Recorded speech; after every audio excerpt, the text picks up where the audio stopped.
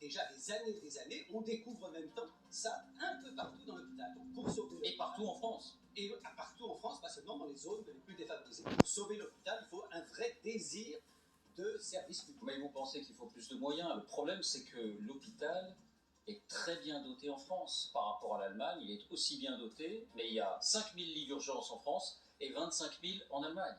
Cherchez l'erreur. Pardon, si vous voulez. On va pas entamer un débat là-dessus. C'est que l'administration allemande, il y a 12% d'administratifs et en France, il y en a 33%. C'est peut-être aussi de ce côté-là qu'il faut regarder. Je ne sais pas si c'est 12 et 33, mais en tout cas, il y a 10% de moins en Allemagne. Il y a, voilà, et ça change beaucoup quand on sait Alors, quand ils sont. Je ne vous ai pas présenté André Berkoff, qui prend la parole spontanément, mais ici, il est toujours très spontané. Toujours très spontané, c'est pour ça qu'on l'apprécie. Éditorialiste à LCI et à Sud Radio. Bonsoir André. Alors dans un instant, tout ce que vous ignorez sur la 3e dose, parce qu'on en sait davantage tous les jours, et il y a des informations très intéressantes.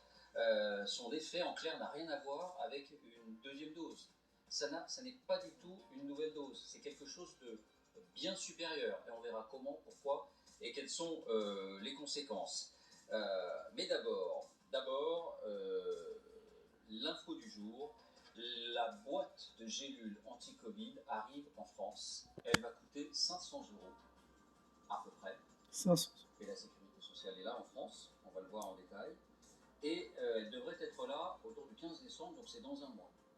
Le médicament anti-Covid n'est plus une promesse, n'est plus un horizon lointain, c'est demain.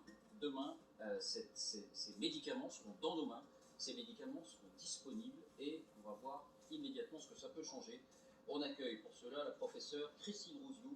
Bonsoir Christine Rouziou, merci d'être avec nous, on vous connaît bien ici, professeure émérite de virologie, membre des académies de médecine et de pharmacie. Soyez la bienvenue, le regard d'une virologue ce soir, parce que quand on parle de médicaments, quand on parle de 3e dose, et même globalement quand on parle de cette 5e vague et de ce qui est en train de s'accélérer en Belgique ou en France, le télétravail obligatoire d'un côté, la réouverture des vaccinodromes très probable de l'autre, on voulait avoir le regard d'une virologue. D'abord, ce médicament, à quoi va-t-il ressembler? Les données économiques, les données médicamenteuses, voici les indispensables avec Justine Fressinet. Bonsoir Justine. Bonsoir David, bonsoir à tous. D'abord, à quoi vont ressembler ces médicaments? Eh bien, le traitement Merck, le voilà. C'est une gélule, vous l'avez dit, le molnupiravir, qui ressemble par exemple à du paracétamol. Et voici le traitement Pfizer. Cette fois, vous allez voir, c'est une pilule, une gélule, le Paxlovid. Voilà, parce que ce que je n'ai pas dit, c'est que c'est un scoop LCI. La présidente de Merck France était à l'antenne tout à l'heure, face à Thomas Misraki, et c'est elle qui a révélé les contours de ce médicament. Non pas son prix, elle n'a pas souhaité en parler, mais on a des sources par ailleurs, et qui a indiqué comment il allait être administré. Est-ce que ce sera en vente libre, Justine? Bien non, ça sera uniquement sur prescription médicale. C'est votre généraliste qui remplira l'ordonnance. Le traitement sera à prendre chez vous dans les 5 jours suivant un test positif, lorsque les symptômes sont encore légers. 4 comprimés le matin, donc 4 le soir, pendant 5 jours. Pas un de plus, pas un de moins, en quelque sorte. C'est un peu comme la plupart des traitements antibiotiques. Écoutez justement les détails de la présidente de Merck France qui était sur notre antenne ce matin. Vous avez 2 phases de la maladie. Une première phase qui est la phase virale, c'est là où il y a le virus, et c'est les premiers jours du traitement, les premiers jours suivant les premiers symptômes. Après, si ça se dégrade, ça devient une phase immunitaire. Donc ça traite vraiment le début de la maladie, et ça va venir éviter que la maladie se transforme sur une forme plus grave. Et c'est ce qu'a démontré notre étude de phase 3, c'est que chez des patients à risque, on diminue de 50% l'aggravation et qui a abouti à une hospitalisation, voire même des décès. Voilà, il intervient ce médicament pour empêcher la reproduction du virus dans le corps humain. 50% d'efficacité, donc, Justine. Oui, vous l'avez entendu, c'est la conclusion des essais de phase 3 chez Merck. 775 malades ont été suivis pendant près d'un mois. Tous étaient positifs au Covid et donc la moitié a reçu des pilules anti-Covid et l'autre un placebo. Résultat, à peine 7% d'hospitalisation et aucun mort dans le groupe ayant reçu le traitement, contre 14% d'hospitalisation et 8 morts pour ceux qui ont reçu le placebo. 2 fois moins d'hospitalisation hospitalisation donc, et le risque de décès est beaucoup moins important. Et Pfizer surenchérit en assurant que son traitement est efficace à 89% contre les hospitalisations. Écoutez justement les détails du président de la recherche chez Pfizer. Within 3 days of the symptoms, you have now 89% protection from disease leading to hospitalization with our medicines, and the data indicate 100% protection from death. Est-ce que tout le monde pourra prendre ce traitement? Alors il n'y a aucune contre-indication, aucun effet secondaire.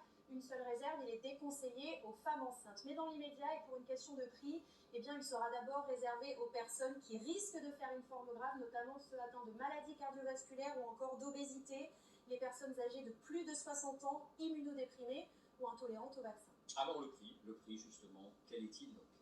Eh bien, ça n'est pas donné. 530 $ pour une boîte qui correspond à un traitement de 5 jours, soit 467 €, ça c'est pour Pfizer. Et pour Merck, c'est même encore plus cher, même si le prix officiel, vous l'avez dit, n'a pas encore été dévoilé. On parle de 700 $ par traitement, soit 617 €. Et à noter qu'en France, il sera remboursé par la Sécurité sociale, c'est prévu. Voilà, remboursé a priori à 100% par la Sécu et sur ordonnance. Quand ces traitements donc seront-ils disponibles chez nous? Probablement à la mi-décembre, puisque la France a précommandé 50 000 traitements le mois dernier. Et Olivier Véran était d'ailleurs très enthousiaste. Écoutez.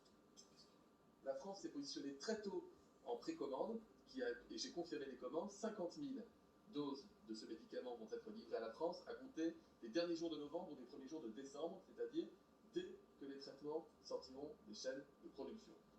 On précise qu'il y aura bien sûr une autorisation de mise en marché française et européenne. Au Royaume-Uni, le molnupiravir de Merck est déjà approuvé. C'était d'ailleurs une première mondiale. Et les États-Unis veulent aller encore plus vite puisque Pfizer a annoncé il y a 3 heures à peine que le gouvernement américain a passé une commande de 10 millions de traitements. C'est énorme, tout comme le montant de la facture, 5,3 milliards $. Voilà, dernière question, mais on devine un peu la réponse. Est-ce que ça va remplacer le vaccin?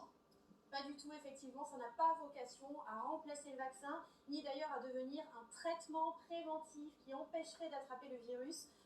D'ailleurs, des personnes vaccinées comme non vaccinées pourront prendre ce traitement s'ils contractent le virus. Écoutez justement les précisions de la directrice de Merck France. On a besoin des deux. Je pense que c'est très important. Il n'y a que les vaccins qui vont nous permettre de vraiment contrôler la pandémie de façon forte et de façon collective sur l'ensemble de la population. Après, c'est vraiment une arme supplémentaire qu'on a si pour des non-vaccinés ou quand le vaccin, pour une raison ou une autre, perd en efficacité et on se refait contaminer. Et là, ça vient vraiment traiter les symptômes et éviter les formes graves. Voilà. Donc, ce médicament, c'est demain. C'est demain qu'on l'aura entre les mains. On a énormément d'informations, donc effectivement disponibles désormais. Je me tourne vers vous d'abord, professeur Boutiou. Est-ce que pour vous, ce médicament, ajouté donc au vaccin, on le comprend bien, peut changer la donne, notamment face à la 5e vague qui vient, et vraiment nous faire passer un hiver tranquille? Non, je n'irai pas jusque-là. Je pense que d'abord, il n'est pas tout à fait disponible. On n'a pas encore tout à fait vu les résultats les uns et les autres. C'est la promotion de 2 laboratoires qui, comme on l'a vu, font pour les vaccins au départ. Surtout font la guerre maintenant pour être les premiers sur la ligne de départ. Le fait est qu'il faut le donner très tôt. Ça a bien été dit, la réplication virale se fait dans la sphère ORL très tôt, dans les 5 premiers jours. Donc il faut le prendre tôt. Sinon, ça marchera beaucoup moins bien.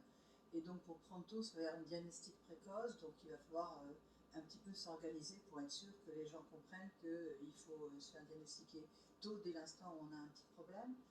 Il faut rappeler que quand même 70% des formes sont asymptomatiques, que beaucoup des formes sont juste des petites grippes, des petites fièvres, donc ça ne va pas être pour tout le monde.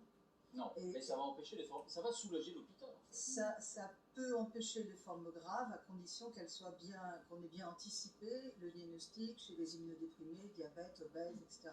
Donc il faut vraiment passer le message aux personnes notamment immunodéprimés et à risque qui ne se sont pas encore vaccinés. Parce que Mais même celles qui sont vaccinées, parce que le vaccin il n'est pas efficace à 100% contre il les n'est formes pas graves, il est très efficace. efficace. Le vaccin est efficace quand même pour la prévention des formes graves.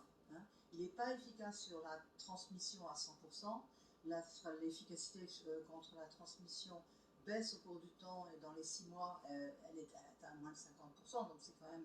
et elle ne va pas continuer, elle ne va pas remonter, ça va continuer à baisser à 1 an, bien sûr.